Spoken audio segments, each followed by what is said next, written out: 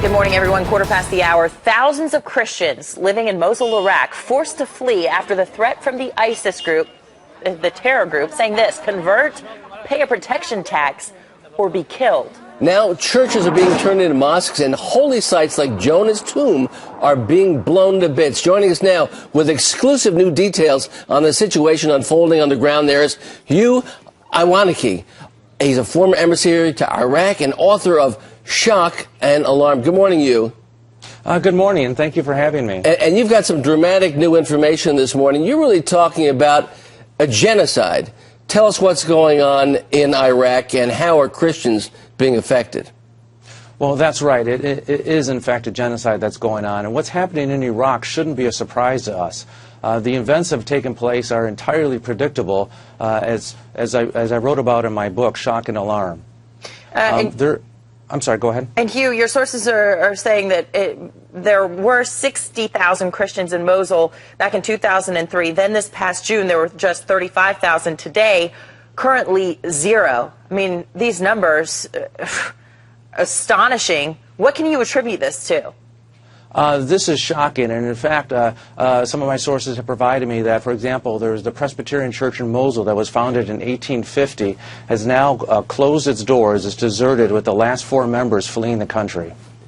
Well, tell us also, you also detail how an American Christian now is being held for $5 million ransom by ISIS, the dastardly terrorist group there. Tell us about that.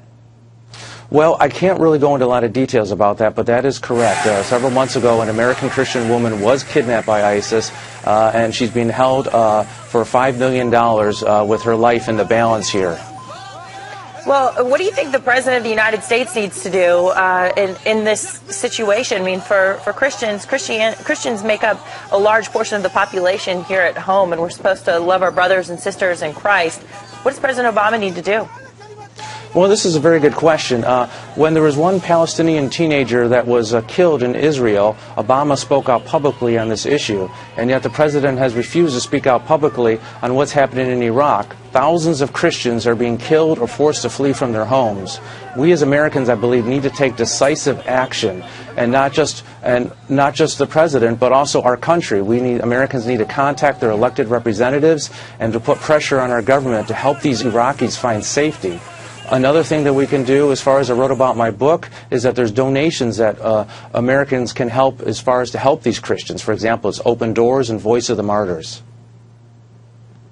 Well, that's very, very interesting. And a lot of Americans feel powerless and helpless in hearing about this and are wondering why the American government has not stepped up, but they can step up in their small ways. Hugh Iwaniki, Shock and Alarm, new book. Thanks for being with us here today. Keep us up to date as what is happening with this new genocide, as you say.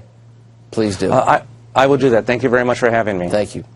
And with me now, in defense of Christians, senior advisor and documentary filmmaker Jordan Alette. All right, good evening, Jordan. You've returned from Iraq, Syria, Turkey. You've seen firsthand the slaughter of Christians in the Middle East. What is going on there? Well, thank you, Judge, for having me on and highlighting this very important issue. I think what's going on there is nothing short of a religious cleansing, sort of like the ethnic cleansing that took place in Bosnia years ago. And it's a very important time. We met with Christians, like you said, in Syria, Iraq, refugee camps in Lebanon, in Egypt, Coptic Christians there. And over again, like you said, they asked us the same question, and we didn't really have a very good answer for it. And that was, what is the West doing? What is the U.S. government doing? What are Americans doing to support the beleaguered Christian church in the Middle East? And again, like I said, we didn't have a very good answer for that question, because I think first and foremost, whether it's religious leaders, as you mentioned, or elected officials, they don't move unless people are aware and put pressure on them. And that's what our organization, In Defense of Christians, is trying to do. It's trying to educate people, trying to unify Christians, trying to make people aware, first and foremost, that there are Christians in the Middle East. Because let's be honest, I don't think most Americans even realize that there are large communities of Christians Well, that have existed there for 2,000 years. It's interesting that, 10% of the Coptic Christians, or of Egypt, is made up of Coptic Christians. But all indications are that ISIS is responsible for this. Now, we know that they are this radical Islamist group. Who are they, and how are they being funded? Well, most likely they're being funded by Saudi Arabia and some of these radical groups there. But obviously their goal is, like I said, a religious cleansing, to get rid of all, not only Christians, but anything, like you mentioned, having to do with Christianity, whether it's the churches, the crosses, and they want to make it sort of one big Saudi Arabia. And that's not only a negative thing for the Christians there, but that's a very bad thing for the world in general. And they're talking about doing it not just in the Middle East. Am I correct about that? Well, I think it would be naive to assume that they would stop with just Iraq and Syria and some of these other countries. I'm sure there's a bigger plan there. And if we think that they would stop at that point, like I said, I think we'd be very naive. All right, and you believe that the forces eradicating Christians in the Middle East are the same forces that took down the World Trade Center. Why do you say that? And I assume that you're saying that there is a national security interest in this issue for the United States. Oh, absolutely, and I think there are definite ties there. Some of the same funding sources, like I said, that were involved with Al-Qaeda. And as we know, ISIS is actually in a more extreme group than Al-Qaeda.